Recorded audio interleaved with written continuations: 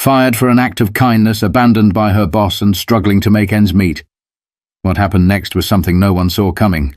The door swings open, letting in a blast of humid air as a man steps inside, wiping the sweat from his brow. Derek Lawson, still in his dusty work boots and faded jeans, scans the near-empty diner before settling into a stool at the counter. His shirt is stained with sawdust and sweat, a clear sign of a long day under the sun.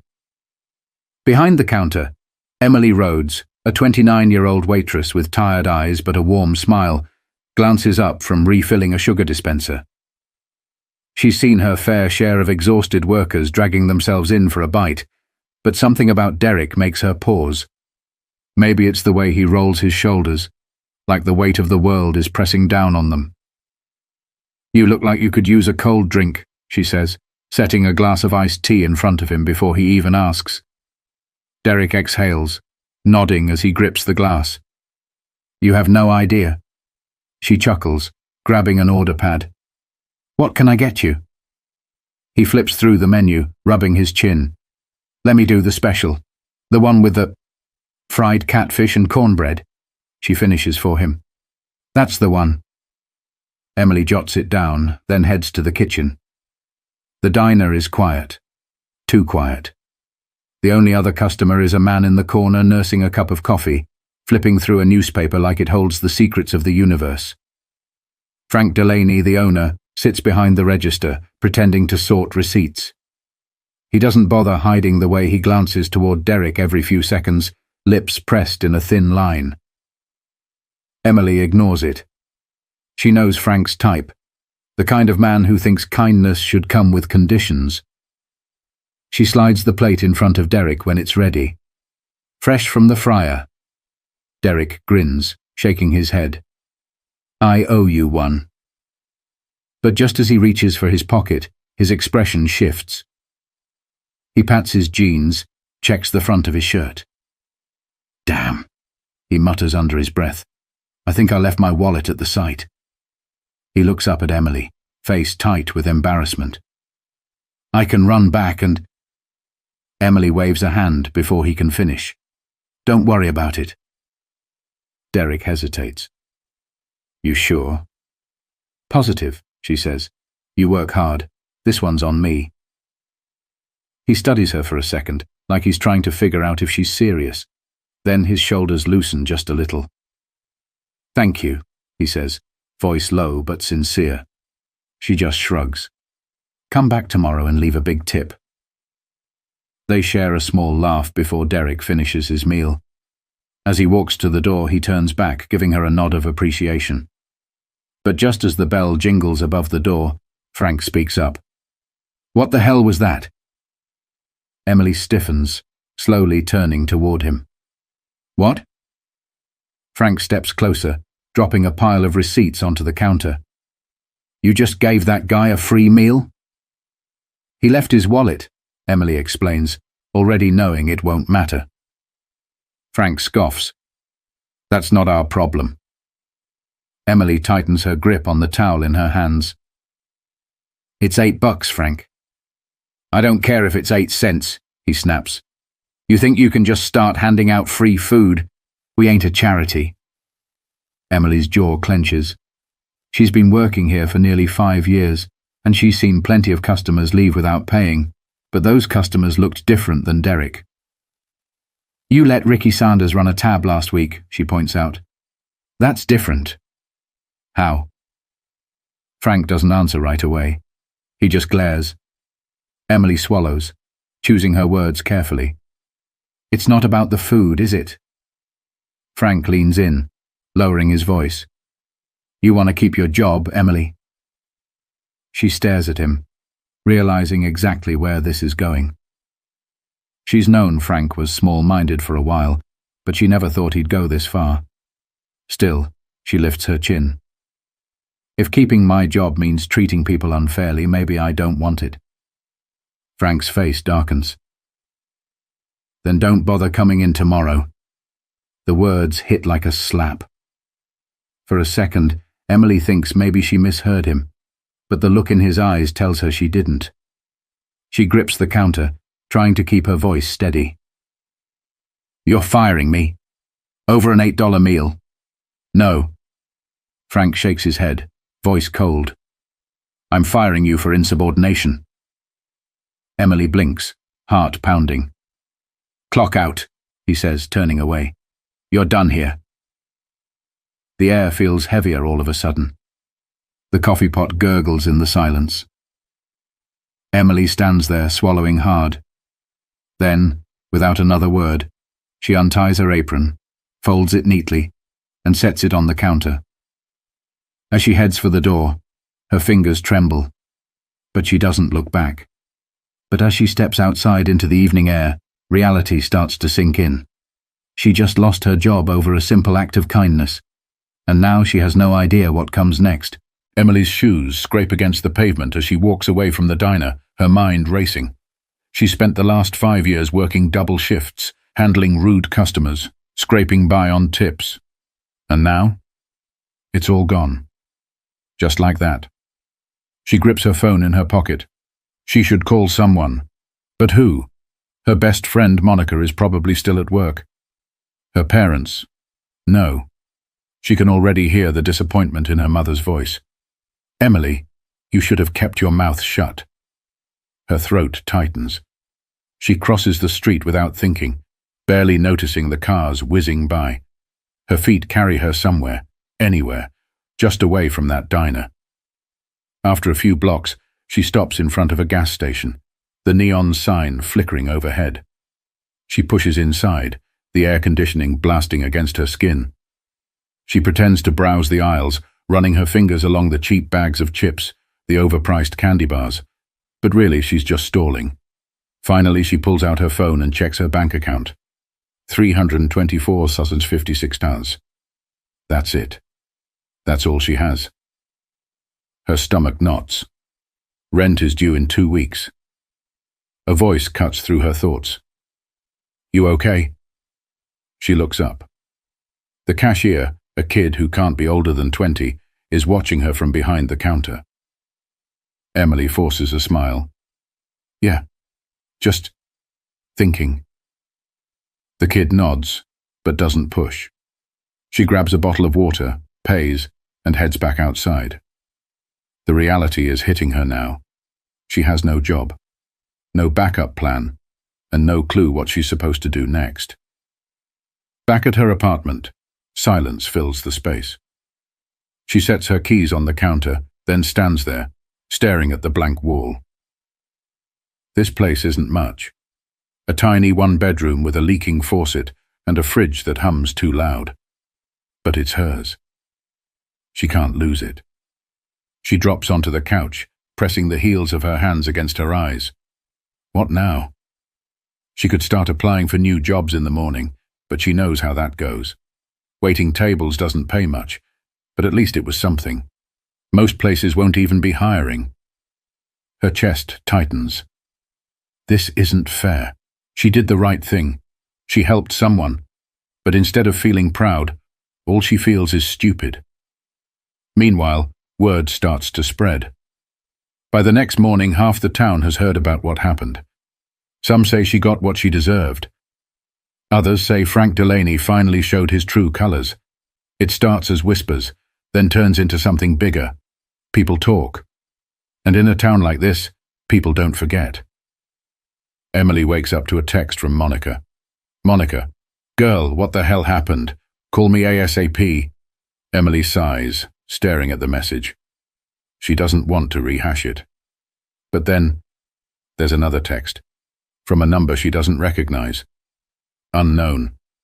"Hey, it's Derek. Hope you're doing okay. Can I stop by?" She stares at the screen. Derek. She barely knows him. But somehow he's the only person who seems to care. She hesitates, then types back, "Emily, yeah, sure." An hour later, there's a knock at her door. She hesitates before opening it. Derek stands there, hands in his pockets, looking genuinely concerned. "I heard what happened," he says. "I'm real sorry." Emily forces a small shrug. "Guess that's what I get for helping someone, huh?" Derek's jaw tightens. That ain't how it should be. She lets out a bitter laugh. Tell that to Frank. For a second, neither of them speak. Then, Derek shifts his weight, like he's debating something. Finally, he clears his throat. Look, I didn't just come by to check on you. Emily raises an eyebrow.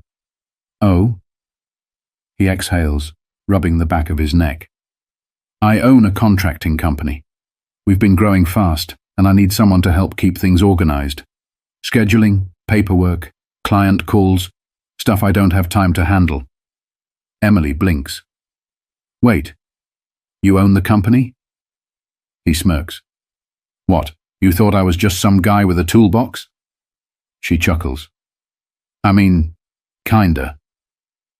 Derek laughs, shaking his head. Nah. Been running my own crew for 6 years now. Then his expression turns serious. I don't know if it's what you're looking for, but if you need work, the offer's there. Emily stares at him. Yesterday she was fired for helping him. And now, he's offering her a job. She wants to say yes. God, she wants to. But something stops her. This is a lot, she admits. I mean, I've only ever worked in restaurants. I don't know the first thing about construction. Derek shrugs. You're smart. You'll figure it out. Emily exhales, rubbing her forehead. Can I think about it? Of course, he says, without hesitation. Take your time. He reaches into his pocket, pulling out a business card. When you're ready, he says, handing it to her. Then, without pressuring her any further, he steps back. Take care, Emily. And just like that, he's gone. She stares at the card in her hands. Derek Lawson, owner. Lawson Contracting and Renovations. She traces her thumb over the embossed lettering, her heart pounding. This could be her way out. A fresh start. A new beginning. But taking it. That would mean stepping into a world she knows nothing about. She swallows hard. She has a choice to make, but deep down she knows. This isn't just about a job anymore. It's about proving that what she did was right, and making sure Frank Delaney doesn't get the last word. Emily sits at her kitchen table, staring at Derek's business card. It feels heavier than it should, like it carries the weight of a decision she's not ready to make. She flips it over, then back again. Her fingers trace the edges, her mind spinning. A construction company. Seriously. She's spent her whole life in diners, balancing trays and dodging sleazy customers. What does she know about schedules, payroll, or handling contracts? But then she thinks about Frank, his smug face when he fired her, the way he dismissed her like she was nothing. And suddenly, the idea of taking this job doesn't just feel like an opportunity. It feels like revenge. The next morning she's out of excuses. She punches Derek's number into her phone and takes a breath. It rings. Once. Twice. Then, Emily. Derek's voice comes through, steady and warm. Good to hear from you. She hesitates, gripping the phone tighter. Is the offer still on the table? There's a short pause. Then, come by the site at noon. We'll talk. When she arrives, she immediately feels out of place. The construction site is nothing like the diner. Workers in hard hats move in every direction. Trucks rumble over gravel. The air smells like sawdust and fresh paint. Derek waves her over. He's in his element here, confident, in control. Emily, on the other hand, feels like an intruder. Didn't think you'd actually show, he says, smiling. She shrugs. Didn't think I would either. He leads her toward a makeshift office trailer, small but functional. Inside, blueprints are spread across the desk. A whiteboard lists client projects and deadlines. Derek leans against the desk. All right, be honest with me. How much do you know about running a business? Emily laughs dryly. Unless you count handling drunk customers and balancing plates on my arm. Nothing. Derek nods, like that's exactly what he expected. Good. No bad habits to unlearn. She raises an eyebrow. You're really not worried about hiring someone who has zero experience? He shrugs. I built this company from nothing. Learned as I went. You can too. Emily lets out a breath. She doesn't know if it's confidence or pure recklessness, but either way, she's in. What do you need me to do? Derek grins. First lesson? Never ask that question. She frowns. Why? Because I'll give you an answer, he says, tossing her a notepad. And it won't be easy. Her first week is hell. She's drowning in paperwork, invoices, and phone calls. She doesn't know the difference between a subcontractor and a supplier. She keeps forgetting names. She's terrified she'll mess up. But Derek is patient. He doesn't treat her like she's stupid. He shows her how to manage schedules, how to handle clients without getting walked over. And slowly, she starts getting the hang of it. One evening, she stays late at the office trailer, flipping through old invoices. A voice interrupts her thoughts. Still here? She looks up. Derek leans against the doorway, arms crossed. Didn't think you were the type to put in overtime, he teases. She smirks. Didn't think you were the type to let an employee mess up your filing system. Derek chuckles, stepping inside. He watches her for a moment. Then, softer. You're doing good, you know. Emily pauses. She doesn't know why, but hearing that means more than she expected. Thanks, she mutters. Derek nods, then tilts his head. You hungry? She blinks. What? There's a spot down the road. Best barbecue you'll ever have. She hesitates. It's just dinner. Nothing more. Still, she's never had a boss offer to buy her ribs before. She grabs her jacket. All right, but if it sucks, I'm quitting. Derek laughs. Deal. Meanwhile, back in town, Frank Delaney is starting to feel the heat. A few customers have stopped coming to the diner. Word has gotten around about why Emily was fired. Some don't care, but some do. And that's a problem. One afternoon, he finds himself in the grocery store, picking up supplies. As he waits in line, two women whisper behind him. She gave a man one free meal and he fired her? I heard he barely gave her a chance to explain. Frank clenches his teeth, tossing his groceries onto the conveyor belt. He doesn't like this. He doesn't like the way people are looking at him now. Emily doesn't know it yet, but she's become a symbol. People are talking. People are choosing sides. And sooner or later, Frank is going to have to face the consequences. But right now, Emily is too busy proving something to herself. That she's stronger than Frank ever gave her credit for. Emily leans against the counter of the barbecue joint, the scent of smoked ribs and sizzling brisket thick in the air. She watches Derek from the corner of her eye as he greets the owner like an old friend.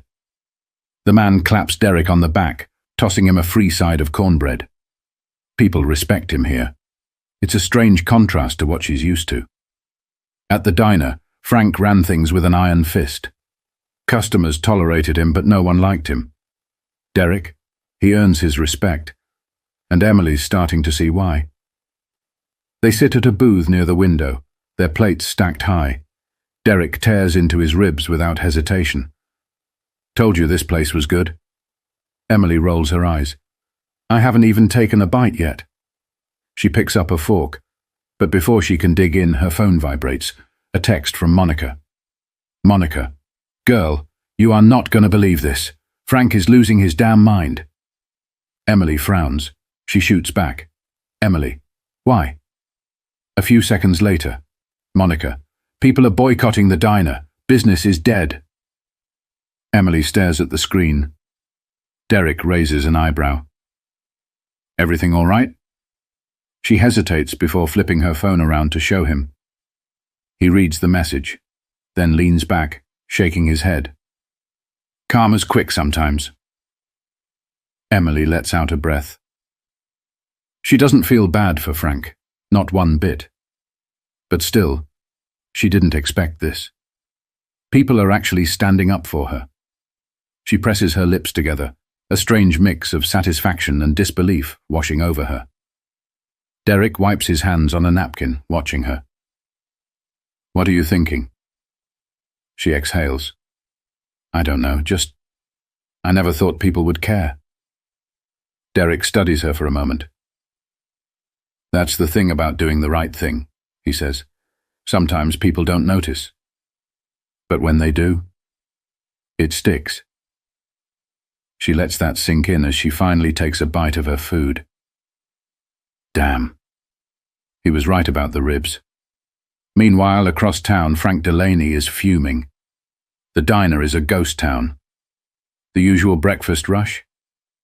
Gone. The lunch crowd? Nowhere to be seen. Even his regulars, the old-timers who practically lived at the counter, aren't showing up. He slams a rag onto the counter, glaring at the empty booths. This is ridiculous, he mutters. But deep down, he knows exactly why it's happening. People don't like bullies. And right now, that's what he looks like. The bell above the door jingles, and for the first time today, someone walks in. Frank's stomach unclenches. Finally, a customer. But then he sees who it is. Derek Lawson. Frank stiffens. Derek walks in like he owns the place, calm and unbothered. He stops at the counter, resting his hands on the surface. Frank folds his arms. You lost? Derek smirks. Nope. Just thought I'd check in, see how business is going. Frank's jaw tightens. I don't know what you think you're doing, but if you're here to start something... Derek raises a hand. Relax, Frank. I'm just here to talk. Frank glares at him, but he doesn't tell him to leave. Derek leans in slightly.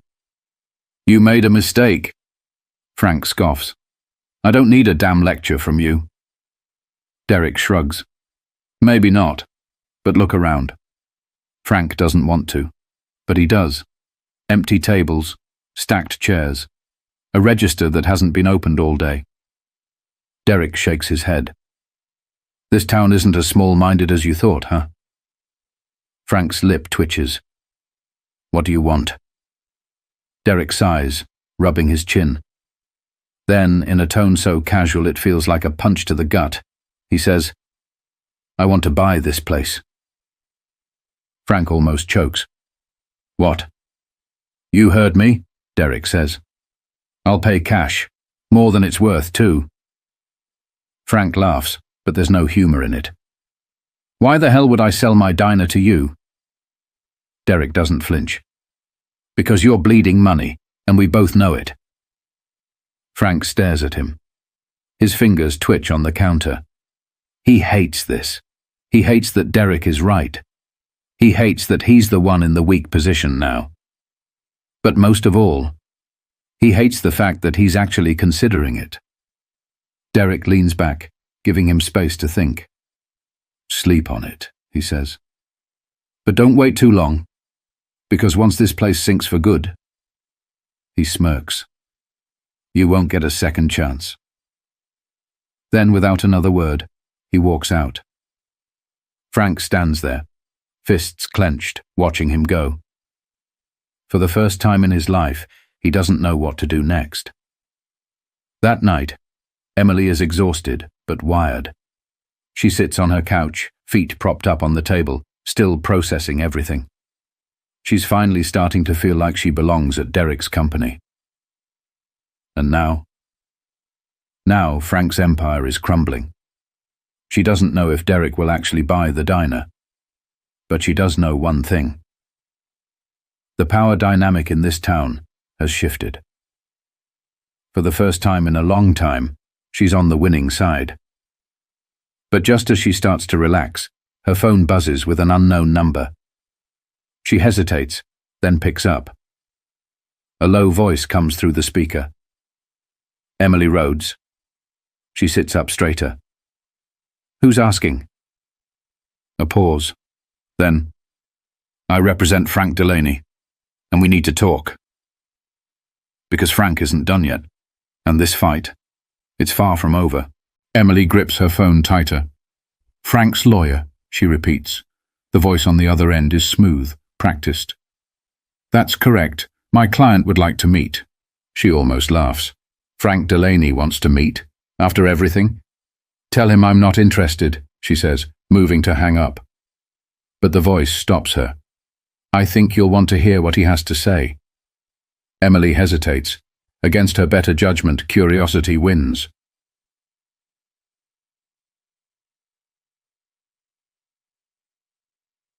Where? The next afternoon, she finds herself outside a small law office. She tells herself she doesn't owe Frank anything, that she's only here to see what kind of pathetic excuse he'll throw her way. But when she steps inside, Frank isn't the same man she remembers. Gone is the smug arrogance. He looks tired. His shoulders are stiff, his mouth set in a thin line. Emily folds her arms. You wanted to talk? Talk. Frank exhales, glancing at his lawyer. Then, I want you to take the diner. Emily blinks. I'm sorry, what? Frank leans forward, rubbing a hand down his face. I'm selling it, and I'd rather sell it to you than him. It takes a second for his words to sink in. Her. He'd rather sell it to her than Derek. Emily lets out a dry laugh. Why? Because you'd rather see me fail than let him win? Frank doesn't deny it. His lawyer clears his throat. Mr. Delaney is willing to transfer ownership at a price significantly below market value.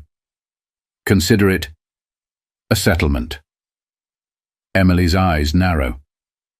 Settlement? Frank exhales.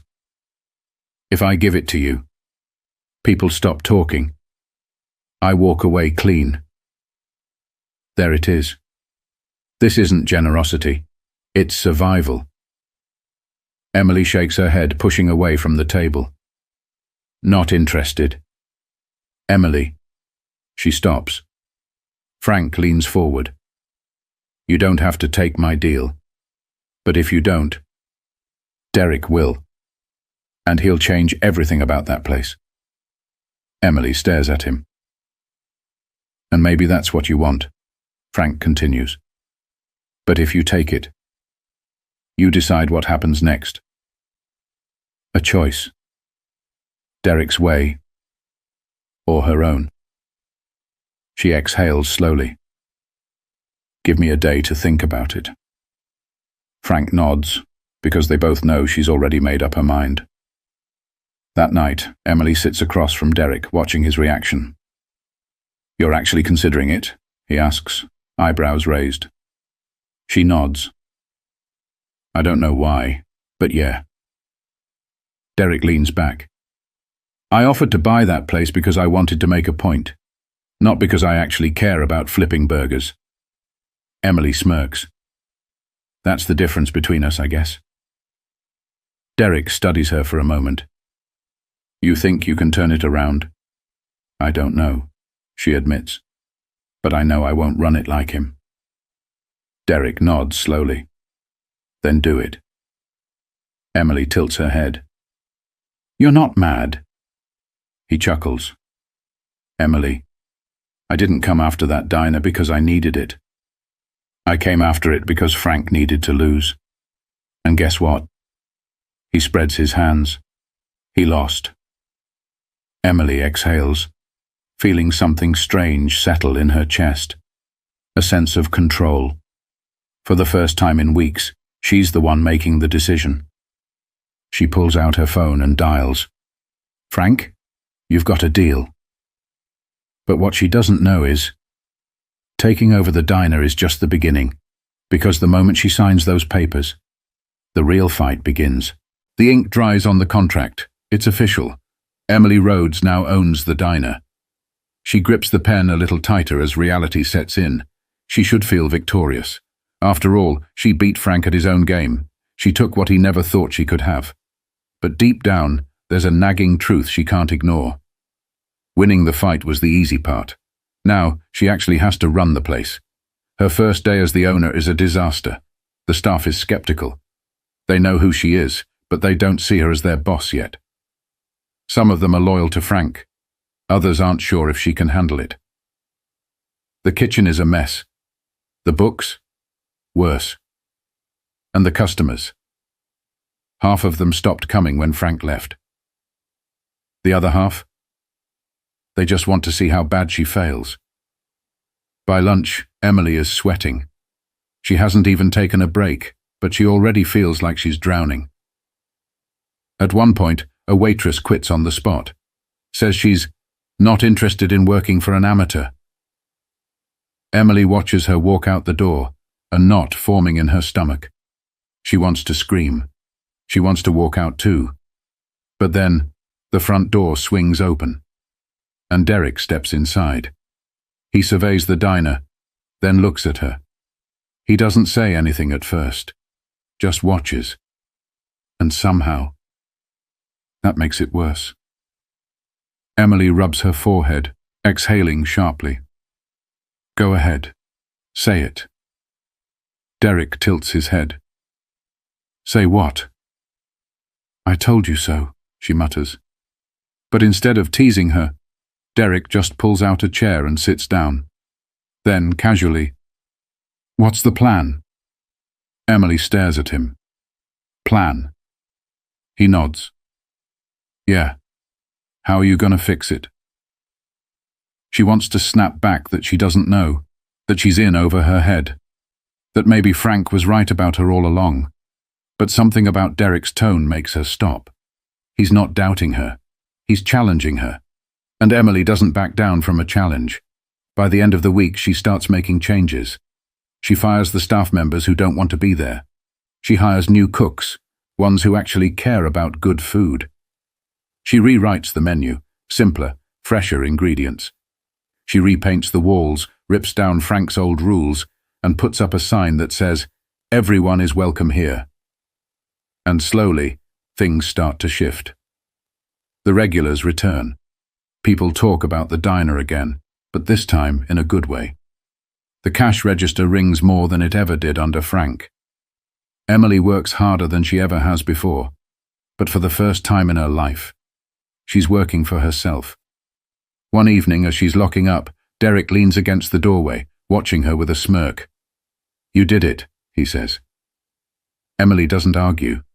She just looks around the diner, the place she once thought she'd leave behind forever.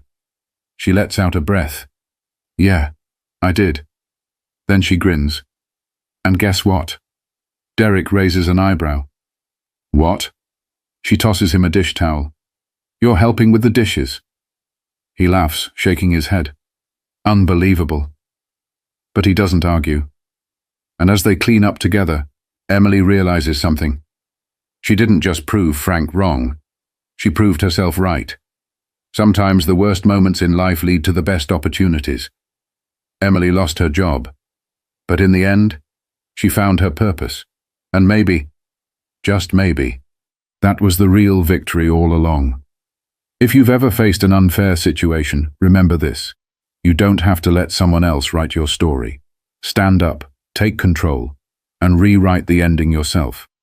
Because sometimes, losing everything is exactly what you need to start over.